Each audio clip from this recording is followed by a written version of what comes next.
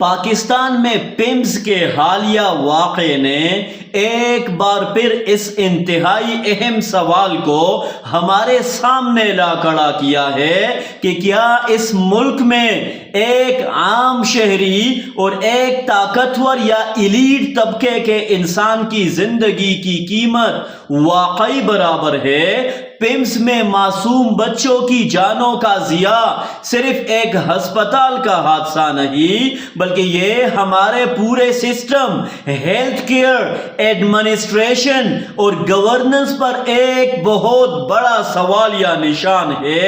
جب ایک غریب خاندان اپنے بچے کو سرکاری ہسپتال لے کر جاتا ہے تو اسے علاج، سہولت، تحفظ اور عزت ملنی چاہیے، لیکن اگر بنیادی سہولیات ہی ناکام ہو جائے تو پھر ریاست کی ذمہ داری کہاں جاتی ہے؟ مسئلہ صرف پیمز تک محدود نہیں۔ ایک غریب بچہ اگر پیدائش کے مرحلے میں محفوظ رہ جائے تو اسکول پہنچتے پہنچتے اسے کئی دوسرے خطرات کا سامنا ہوتا ہے، کہیں تشدد، کہیں اغوا، کہیں جنسی زیادتی اور کہیں ایسا تعلیمی نظام جو اسے جدید دنیا کے مقابلے کے قابل ہی نہیں بناتا۔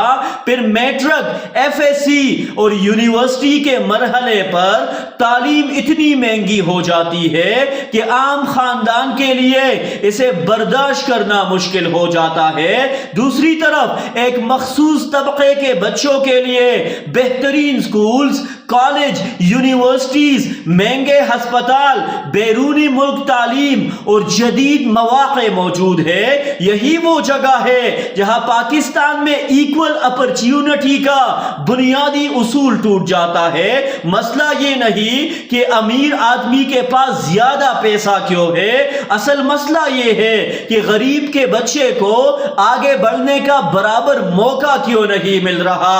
یہاں ایک بنیادی ریفارم کی ضرورت ہے اور اس کا آغاز خود حکومتی مشینری سے ہونا چاہیے۔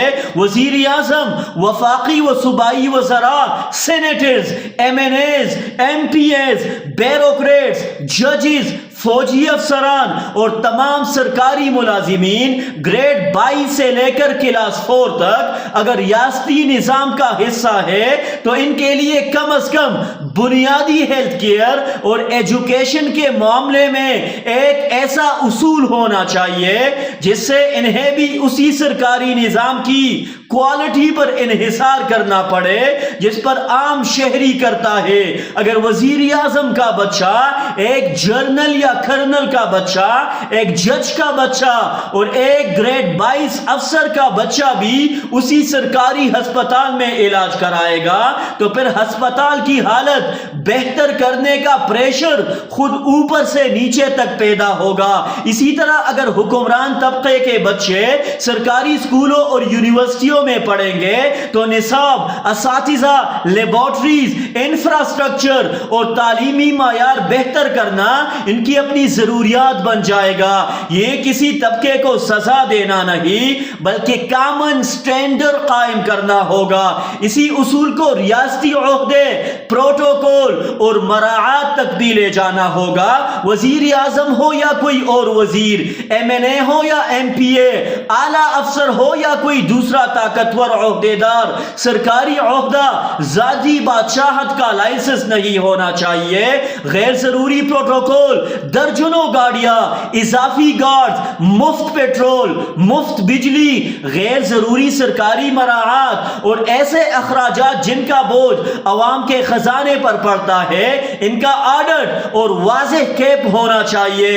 عہدہ خدمت کا ذریعہ ہو، شاہانہ طرز زندگی کا ذریعہ نہیں۔ بیرونی ملک سرکاری سفر بھی جہاں ممکن ہو کمرشل فلائٹس کے ذریعے ہو اور سرکاری اخراجات کا مکمل ٹرانسپیرنٹ سسٹم موجود ہو۔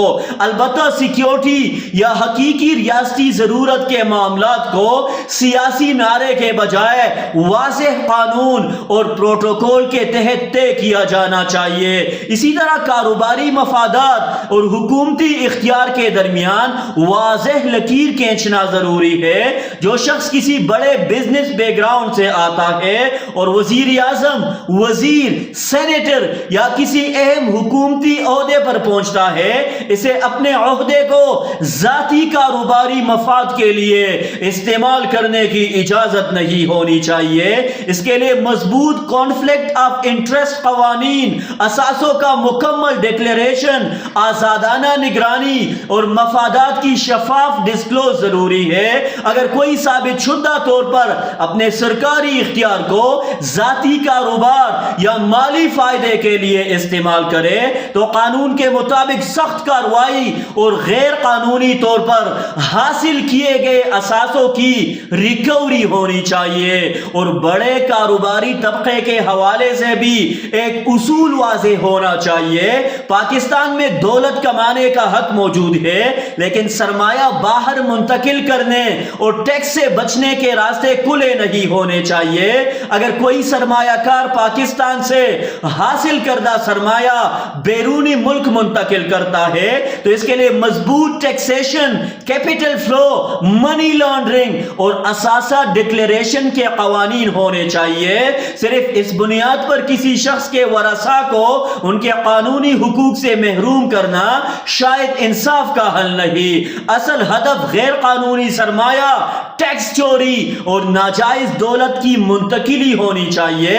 ریاست کو ایسا پالیسی فریم ورک بنانا ہوگا کہ سرمایہ پاکستان میں لگانا بیرون ملک چھپانے یا منتقل کرنے سے زیادہ فائدہ مند ہو۔ اصل مسئلہ یہ ہے کہ پاکستان میں آج ایکول جسٹس، ایکول اپرچونٹی اور بنیادی سہولیات کی مساوی رسائی کا تصور ختم ہو چکا ہے۔ غریب آدمی کے لیے اچھا ہسپتال، معیاری تعلیم، محفوظ ماحول، صاف پانی، انصاف اور روزگار بنیادی حقوق ہونے چاہیے، کسی سیاسی تعلق یا مالی حیثیت کا انعام نہیں۔ اگر ریاست اپنے شہریوں کو برابر نہیں دیکھے گی تو طبقاتی خلیج بڑھتی جائے گی اور پھر محرومی صرف معاشی مسئلہ نہیں رہے گی بلکہ سوشل کرائسس میں تبدیل ہو جائے گی۔ اسی لیے وزیر اعظم صاحب صرف یہ کہنا کافی نہیں کہ ہیلتھ سیکٹری کو فارغ کر دیا،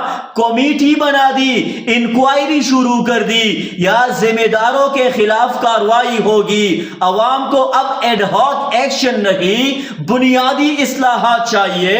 اگر پمس میں کوئی بچہ مرتا ہے تو سوال صرف یہ نہیں ہونا چاہیے کہ اس وقت ڈیوٹی پر کون تھا، سوال یہ ہونا چاہیے کہ ایسا سسٹم کیوں بنایا گیا جس میں ایک غریب خاندان کی جان محفوظ نہیں۔ اور یہی سوال ہر وزارت، ہر محکمے اور ہر سرکاری ادارے سے پوچھنا ہوگا، چاہے وہ وزارت داخلہ ہو، وزارت خزانہ ہو، تعلیم ہو، صحت ہو یا کوئی اور ادارہ۔